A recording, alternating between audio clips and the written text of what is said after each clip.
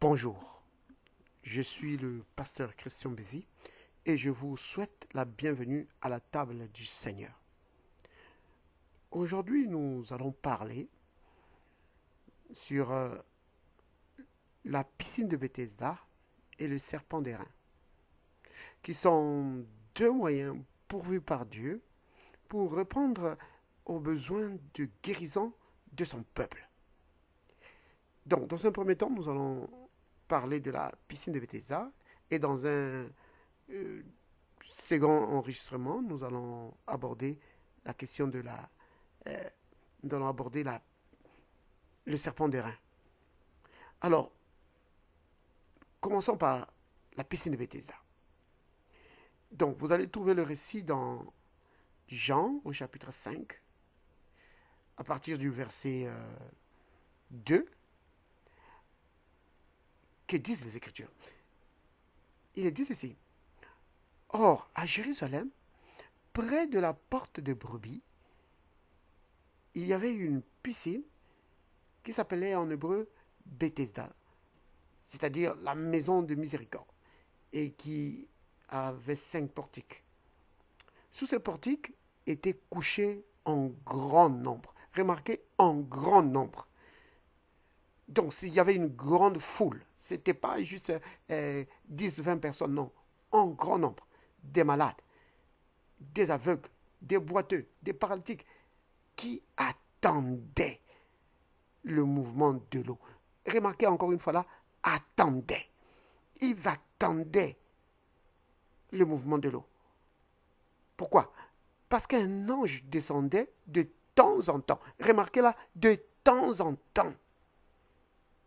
Donc, ce n'était pas certain. C'était de temps en temps. On ne dit pas après chaque mois ou chaque jour ou après une semaine. Non, c'est de temps en temps que ces messagers de Dieu descendaient pour agiter l'eau.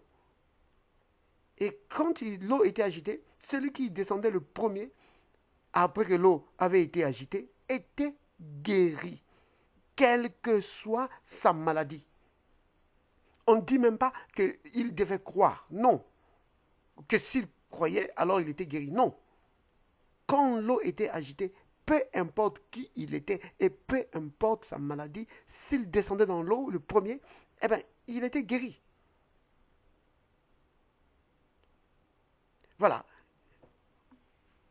La piscine de Bethesda, c'était ça. Et les gens attendaient pour trouver leur guérison. Ils attendaient. Mais jusqu'à quand? Ils ne savaient pas. Ils ne savaient pas jusqu'à quand ils devaient attendre. Peut-être que c'était le jour prochain, le lendemain que l'ange venait. Ou peut-être c'est dans une semaine ou dans un mois. Ils ne savaient pas. Ils devaient attendre que le messager de Dieu descende. Ils devaient attendre. Donc, ce moyen de guérison était un moyen qui n'était pas fiable. C'est-à-dire que tu ne pouvais pas amener quelqu'un qui était, par exemple, gravement malade, quelqu'un qui était à l'article de la mort ou qui nécessitait une intervention immédiate. Tu ne pouvais pas l'amener là-bas. Pourquoi? Parce que tu ne savais pas si l'ange allait descendre ou pas. Et encore, si l'ange descendait, tu ne savais pas si tu pouvais avoir accès à l'eau. Parce que, n'oubliez pas, on vient de lire qu'il y avait une grande foule. Alors, les personnes les plus affaiblies avaient très peu de chances d'accéder à l'eau, les premiers. Donc, ce n'était pas facile d'être guéri par ce moyen-là. L'accès était vraiment ouvert à tout le monde, mais c'était difficile d'accéder à l'eau. Donc ça, c'était un premier point, difficile d'accéder à l'eau. Deuxième point, c'est que tout dépendait du moment où l'ange descendait pour agiter l'eau. Est-ce que c'était la nuit qui devait venir? Ou est-ce que c'était le jour? Est-ce que c'était chaque jour? Est-ce que c'était après une semaine? Ils ne savaient pas. Donc, tu ne pouvais pas te fier à ça. Si quelqu'un avait un besoin urgent, il ne pouvait pas se fier à ça. C'était ça la piscine de Bethesda. Et maintenant, pourquoi est-ce que je parle de cela? C'est parce que la piscine de Bethesda, c'est vraiment le type. La piscine de Bethesda, c'est vraiment le type de la compréhension de la guérison divine telle que nous la concevons aujourd'hui, telle que beaucoup d'enfants de Dieu la conçoivent aujourd'hui. Que la guérison divine, il faut qu'il y ait un serviteur de Dieu doté d'un don de guérison qui vienne prier pour vous, pour trouver votre guérison. Beaucoup d'enfants de Dieu, ce qu'ils connaissent de la guérison divine, c'est vraiment une guérison qu'on obtient par le moyen d'un serviteur de Dieu qui vient prier pour vous. Alors, tout le monde essaie d'accéder, d'arriver à une campagne de guérison, d'accéder à un endroit où un serviteur de Dieu qui a un don de guérison, qui peut prier pour eux, pour qu'ils retrouvent la guérison. Et maintenant, même quand on arrive à cette réunion-là, et que le serviteur de Dieu prie pour les malades, ce n'est pas tout le monde qui est guéri. Ça, c'est la première chose. Et la deuxième chose, c'est que le serviteur de Dieu ne peut pas prier pour tout le monde. S'il y a par exemple 20 000 personnes dans un stade, il ne peut pas prier pour tout ce monde-là. Donc, c'est vraiment limité. C'est pourquoi la piscine de Bethesda, c'est vraiment le type vraiment de la guérison divine telle que ça se conçoit aujourd'hui. Ou je vais dire ceci, pour être un peu plus précis. Je vais dire que tel que le chrétien moyen, on a la compréhension. Alors, est-ce que ce peuple de Dieu qui attendait là, à la piscine, est-ce qu'ils étaient obligés d'attendre là pour trouver la guérison? Non, ils n'étaient pas obligés. Pourquoi? Mais c'est parce qu'il ne faut pas l'oublier qu'on parle ici du peuple de Dieu, le peuple d'Israël. Donc, un peuple qui avait eu Moïse, un peuple qui avait eu Ésaïe, un peuple qui avait eu les grands prophètes qui ont fait des miracles. Et donc, c'est le peuple qui détenait l'alliance et les promesses. Vous comprenez? Donc, ils n'étaient pas obligés d'attendre là, parce que Dieu avait dit. Donc, dans les promesses, dans l'alliance, il y avait des promesses de guérison. Comme quoi, par exemple?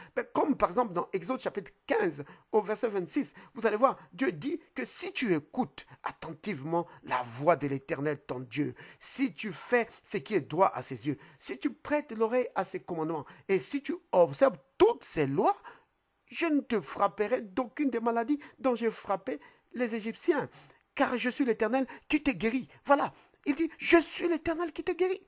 Si tu gardes mes commandements, si tu gardes ma parole, la maladie ne pourra pas t'atteindre. Parce que je suis l'Éternel qui te guérit. Ça, c'est dans Exode 15, verset 26.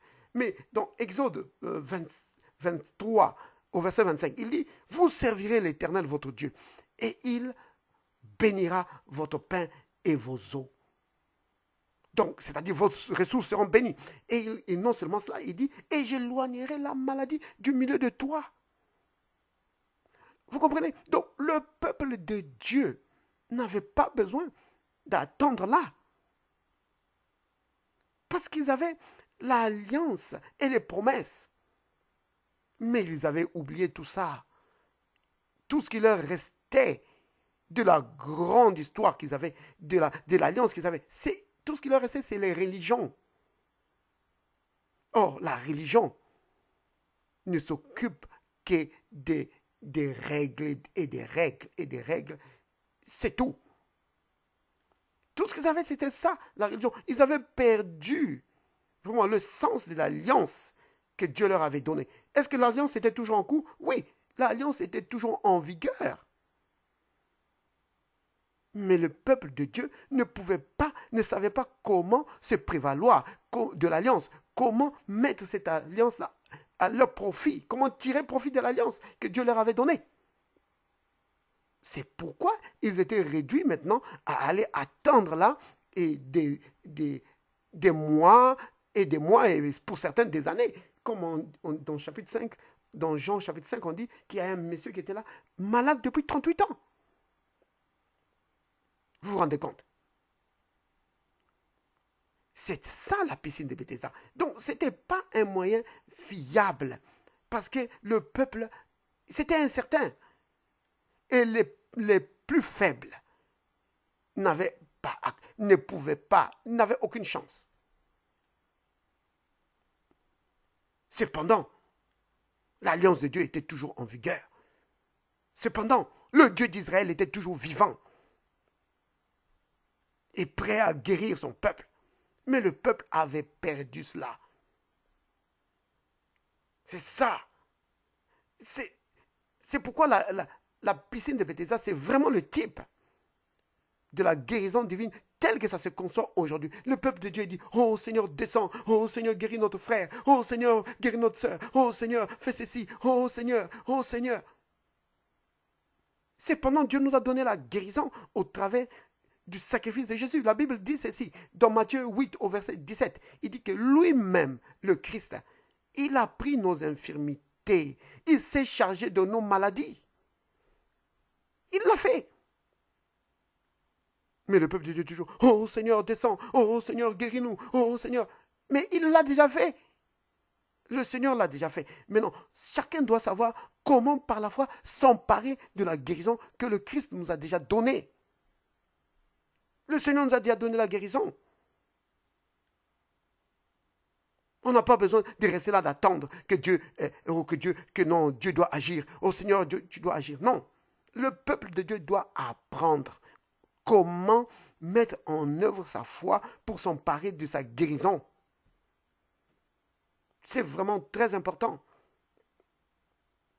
Nous ne devons pas être comme ceux de la piscine de Bethesda, attendant que l'ange descende, qu'un serviteur de Dieu ou de la puissance de Dieu. Je ne dis pas que c'est mauvais. Il ne faut pas me comprendre mal. Je ne dis pas que c'est mauvais. La guérison divine, c'est une bonne chose. Que l'Église soit dotée des dons de guérison, tous les dons que Dieu a donnés, les dons de guérison, les dons de miracle, c'est bon. C'est bon pour aider le peuple de Dieu. Mais en réalité, Dieu a donné ces dons-là pour aider, pour guérir ceux qui sont encore faibles dans la foi. Mais une fois que nous grandissons dans la foi, Dieu veut que nous puissions mettre la parole en pratique pour trouver notre guérison.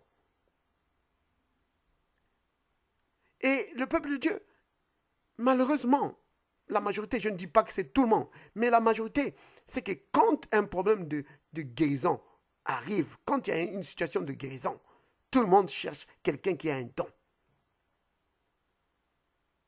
C'est très bien, mais ce n'est pas le moyen parfait que Dieu ait pourvu pour nous. Le moyen parfait pourvu par Dieu pour les enfants de Dieu, c'est de trouver la guérison au travers de sa parole. Comme il le dit dans le psaume 107, où il dit qu'il envoya sa parole et il les guérit. C'est cela, la guérison, l'agent que Dieu utilise pour guérir son peuple, c'est sa parole. Et celui qui sait se saisir de la parole de Dieu trouvera la guérison. Pas besoin de rentrer dans l'embouteillage de la piscine de Bethesda. Vous comprenez? C'est vraiment très important de comprendre ces choses. Que Dieu nous a donné la guérison par le Christ. C'est déjà fait. Nous n'avons pas besoin de le supplier pour qu'il nous guérisse. Il l'a déjà fait. Nous avons simplement à exercer notre foi pour prendre cette guérison qu'il nous a déjà donnée. Souvenez-vous, Psaume 107, verset 20. Il est dit, il envoyait sa parole et les guérit. C'est vraiment très important. Matthieu 8, verset 17, que j'ai cité tout à l'heure. Que le Christ lui-même, il a pris sur lui nos infirmités. Il s'est chargé de nos maladies. Comme il est dit encore dans 1 Pierre chapitre 2, verset 24. Il est dit que, ça c'est en référence à Ésaïe chapitre 53. Il dit, lui par le maître duquel vous avez été guéris. Vous comprenez cela? Alors nous pouvons dire, nous pouvons remercier le Seigneur et dire, oh Seigneur, merci. Merci Seigneur de la guérison que tu nous as donnée en Jésus. Celui qui veut s'emparer de... C'est ça, prier, la prière de la foi. Père, merci pour la guérison que tu m'as donnée en Jésus. Seigneur Jésus, merci. Oh, je te remercie tellement, Seigneur, de ce que tu as pris mes infirmités. Tu t'es chargé de mes maladies pour que je ne vive plus dans la maladie. Je suis libre de toute maladie. Au nom de Jésus, je suis libre. Je suis libre. Seigneur, merci, merci pour la guérison que tu m'as accordée. Oui, par tes meurtrissures, j'ai été guéri. Je suis libre de toute maladie. Satan, tu n'as aucune autorité sur mon corps. Je suis libre de toute maladie. Aucune maladie ne peut demeurer dans mon corps. Je suis libre. Je suis libre. Et encore, Romains 8, au verset 11, il est dit que le même esprit qui a ressuscité Christ d'entre les morts, qui habite en nous, dit, si l'esprit qui a ressuscité Christ d'entre les morts habite en vous, l'esprit qui a ressuscité Christ d'entre les morts rendra la vie à vos corps mortels. Et alors nous pouvons dire, Seigneur, merci pour ton esprit qui habite en moi, le Saint-Esprit. Le Saint-Esprit régénère chaque partie de mon corps. Et tu liquides chaque germe de maladie de mon corps. Béni sois-tu, Père.